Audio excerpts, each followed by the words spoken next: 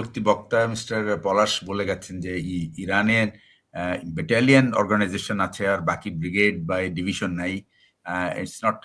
আমি আমি আপনাকে আপনার প্রতি সম্মান রেখে বলছি যে ইরানের কিন্তু দুটো ভাগ আছে। ইরানের military is divided into two, একটা হলো আরসেত আর একটা হচ্ছে আরজিএসসি,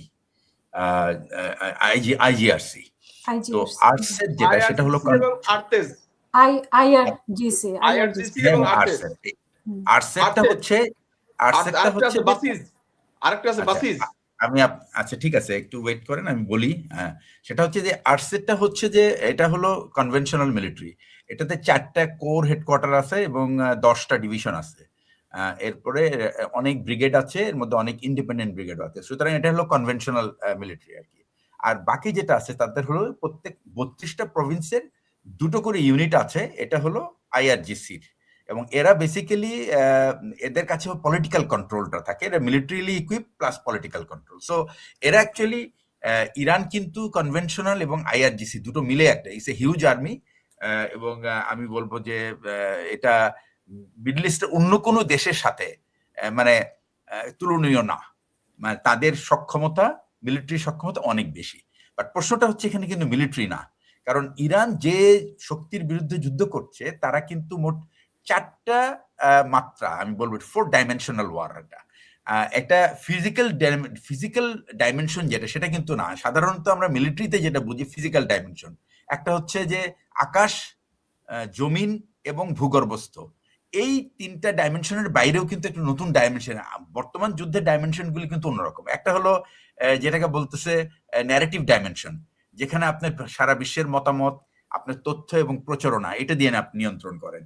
আর একটা হচ্ছে আপনার রাজনৈতিক যেটা ডাইমেনশন, সেটাকে আপনার রাষ্ট্রগুলির সাথে যে নিজেদের সম্পর্ক এবং এই সাথে আমাদের অ্যালায়েন্স বিল্ডিং, প্লাস হলো আমাদের নিজস্ব সংহতি এবং ঐক্য, এই জিনিসটাকে ডিসক্রাইব করা হচ্ছে আপনার রাজনৈতিক ডাইমেনশন। আরেকটা ডাইমেনশন হলো অর্থনৈতিক ডাইমেনশন। সেখানে আপনার আপনার যুদ্ধ চলাকালীন আপনার যুদ্ধকে সমর্থন দেওয়ার মতো আর্থিক সক্ষমতা এবং আপনার সেই সম্পদ, এবং এই যে চাপ থাকবে আপনার যুদ্ধের মধ্যে, যে চাপ থাকবে, যে আপনার বিভিন্ন লাইনস অফ কমিউনিকেশন আপনার বন্ধ হয়ে যাবে, এবং এরপরেও আপনি কিভাবে আপনার যুদ্ধকে আপনি চালিয়ে নিতে পারবেন এবং আপনার রসদগুলিকে কিভাবে আপনি যোগান দিতে পারবেন। এরপরে যেটা, সেটা হচ্ছে এটাকে বলা হচ্ছে মিলিটারি ডাইমেনশন। তো ইরান কিন্তু এই 4টা ডাইমেনশনের মধ্যে তারা কখনোই প্ল্যান করে নাই যে তারা সামরিক ডাইমেনশনে তারা আমেরিকার সঙ্গে তারা পেরে উঠবে, কারণ তাদের কিন্তু শত্রু খুব নির্দিষ্ট। তাদের শত্রু কিন্তু এই গালফ কান্ট্রিজ গুলি না, তাদের শত্রু হলো ইসরায়েল, এবং তাদের শত্রু হচ্ছে ইসরায়েলকে মানে সহযোগিতা করবে যারা, তারাই তাদের শত্রু। এটাই হলো ইরানের ডেফিনেশন অফ এনিমি। মানে আমি যদি বলি যে এখানে শত্রুকে চিহ্নিত করা খুব ইম্পর্টেন্ট ব্যাপার, এবং সেই শত্রুকে যারা সহযোগিতা করছে তাদেরকেও কিন্তু চিহ্নিত করা খুব ইম্পর্টেন্ট, বিকজ তারা শত্রুকে জিয়ে রাখতে হেল্প করছে। তো এই 3টা জায়গায় আমি বলবো ন্যারেটিভ ডাইমেনশন, পলিটিক্যাল ডাইমেনশন এবং ইকোনমিক ডাইমেনশন, এই 3টা ডাইমেনশন কিন্তু ইরান ইজ অ্যাট পার। এখন কেন আমি ন্যারেটিভ ডাইমেনশনের কথা বলি, প্রথমে হচ্ছে সারা বিশ্বের কিন্তু সিম্প্যাথি, যারা আমি বলবো neutral countries plus I would say যে আমেরিকার বিপক্ষ শক্তি যারা, তাদের তো অবশ্যই, প্লাস হলো যারা ইভেন আমেরিকার পক্ষের অনেক শক্তি কিন্তু এখন ইসরায়েলের সরি ইরানের যে তাদের উপরে যে এই অন্যায় আক্রমণ করা হয়েছে, এটা কিন্তু তারা বুঝাতে পেরেছে। উদাহরণটা কি, গত সিকিউরিটি কাউন্সিলে যখন ইউএস অ্যাম্বাসেডর সিকিউরিটি কাউন্সিলে তার যে আন্তর্জাতিক নিষেধাজ্ঞা এবং আন্তর্জাতিক সহযোগিতা নিয়ে ইরানকে মানে হারানোর জন্য বা পরাজিত করার জন্য যে পরিকল্পনা করা হয়েছিল, সেখান থেকে 14টা দেশ ওয়াক আউট করে গেছে। এখন 14টা দেশ, তার মধ্যে কিন্তু অল 5টা P5 বলে আর কি, যে জাতিসংঘের যে 5জন যে স্থায়ী সদস্য আছে তাদের মধ্যে 4জন ওয়াক আউট করেছে, এবং সেই সাথে 10জন টেম্পোরারি। তার মানে কেউ, এবং USA was found to be, এইটা প্রথমবারের মতো যে ইউএসএ কে একা সেখানে বসে থাকতে হয়েছে। এবং ওই সিকিউরিটি কাউন্সিলের ওই ওয়াকআউটের পরে সিকিউরিটি কাউন্সিলের থেকে বের হয়ে এসে যখন ইরানের রিপ্রেজেন্টেটিভকে জিজ্ঞেস করা হলো যে what is your opinion about US proposal, he said we do not agree with anything. তো এই তিনটা শব্দ দিয়ে কিন্তু ইরান বুঝিয়ে দিয়েছে যে তারা এই তিনটা ডাইমেনশনে কিন্তু তারা ডোমিনেট করছে। সেকেন্ড হলো যে তাদের যে আভ্যন্তরীণ ঐক্য, পশ্চিমা বিশ্ব ভেবেছিল যে যদি এরকম বিমান থেকে আক্রমণ করা হয় তাহলে হয়তো বা আভ্যন্তরীণ ঐক্য ভেঙে যাবে, এবং যেহেতু তাদের ভিতরে একটা অসন্তোষ ছিল এবং তারা এই সরকারের বিরুদ্ধে তারা রুখে দাঁড়াবে এবং মার্কিনীদেরকে তারা স্বাগত জানাবে তাদের হেল্প করার জন্য, তাদের নতুন সরকার তৈরি করার জন্য। কিন্তু সেটা কমপ্লিটলি ভুল প্রমাণিত হয়েছে, কারণ ইরানের যে মানে আভ্যন্তরীণ ঐক্য এবং আভ্যন্তরীণ যে স্পিরিট, ডিটারমিনেশন আর সেলফ রেসপেক্ট, সেটা কিন্তু অন্য কোনো মানে মধ্যপ্রাচ্যের দেশের মতো না, এটা ইরাকের মতোও না। এবং তারা কিন্তু এই ব্যাপারে কিন্তু তারা সাংঘাতিকভাবে ইমোশনাল, এবং তারা কিন্তু তাদের সরকারের এই যে খামেনিকে মানে মারার পরে কিন্তু তারা তার পাশে দাঁড়িয়েছে।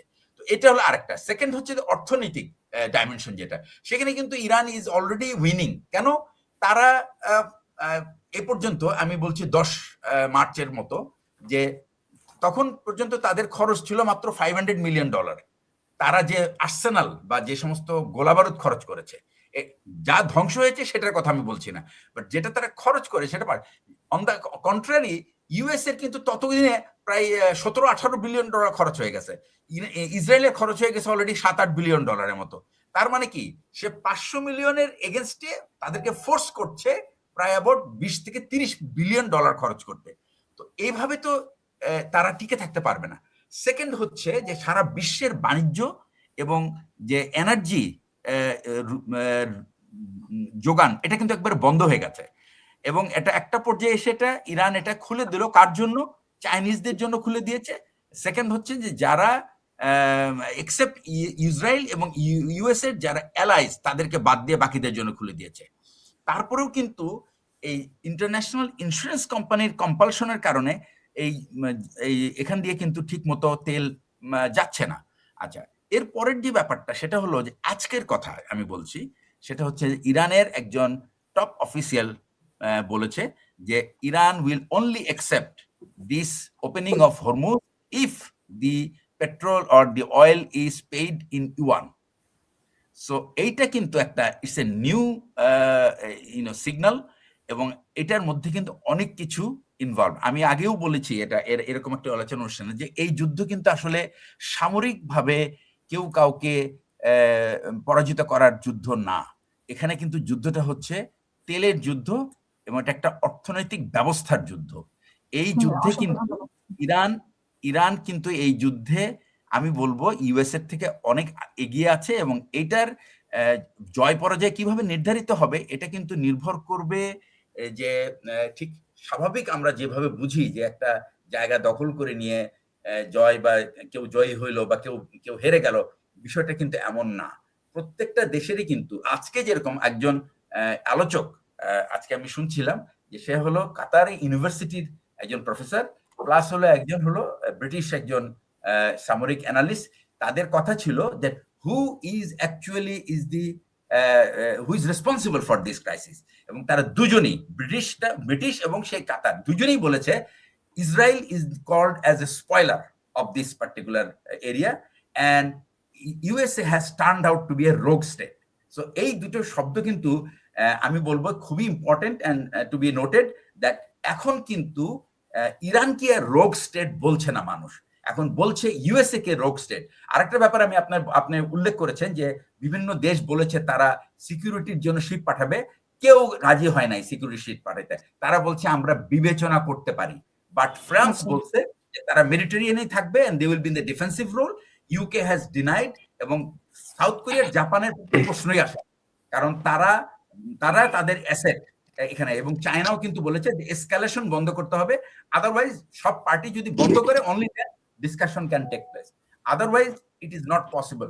এবং Iran is not ready to negotiate, এবং আজকেও বলেছে যে ইরান নেগোশিয়েট করবে না, এবং ইউএস নেভি কিন্তু সিরিয়াসলি বলেছে যে তারা আগামী 1 মাসের মধ্যে they are not capable of escorting any ship. এখন খার্গে আইল্যান্ডের ব্যাপারে, কিন্তু খার্গে আইল্যান্ডের ব্যাপারে একটা তথ্য জানা উচিত দর্শক শ্রোতাদের, সেটা হচ্ছে যে খার্গে আইল্যান্ড কিন্তু actually is not the source of oil, it is the infrastructure of the oil, যেখানে ইরানের বিভিন্ন জায়গা থেকে তেলটা পাইপলাইনের মাধ্যমে ওখানে আসে এবং শিপগুলি ওখানে পার্ক করে বার্ট করে, তারপরে সেখান থেকে আপনার নিয়ে যায়। আর আমি আমার একটা পার্সোনাল এক্সপিরিয়েন্স আমি আপনাদেরকে বলি, যে মেরিন কোরের যে ইনভলভমেন্টের ব্যাপারে, আমি 1993-94 সালে ইউএস মেরিন কোরের স্টাফ কলেজ করেছি।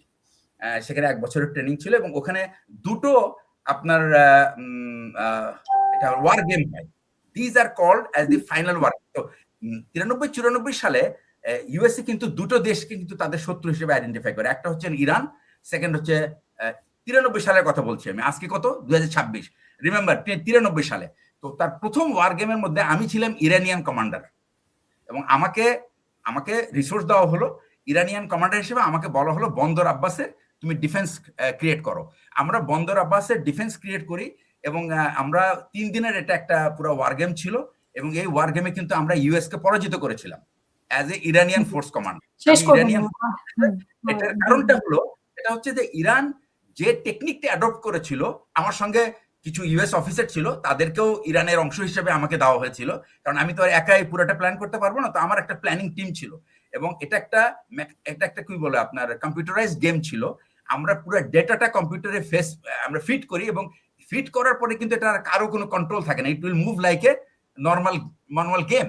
তো এইখানে কিন্তু আমরা সেই ইউএস এর কোর, মেরিন কোর, যেটা নাকি যাদের এখানে যদিও বলা হয়েছে মাত্র 5000 সৈন্য, মেরিন কোরের রোলটা কিন্তু ইজ কোয়াইট ডিফারেন্ট। মেরিন কোরের রোল হচ্ছে তারা ইমিডিয়েটলি ল্যান্ড করবে, ল্যান্ড করার পরে একটা কিছু জায়গা সিকিউর করবে এবং এরপরে follow on troops will come. তো এইখানে কিন্তু ওই যে মেরিন কোর আসছে বলে যে তারা সবকিছু করে তা কিন্তু না, দে হ্যাভ সার্টেন, তাদের কিছু লিমিটেশন আছে। যেমন তারা কতক্ষণের বেশি আর টিকে থাকতে পারবে না, maximum they can stay at their own with their own support. অসংখ্য ধন্যবাদ। It's just a declaration. আমি মনে করি যে এটা is not going to bring any significant result for the outcome of this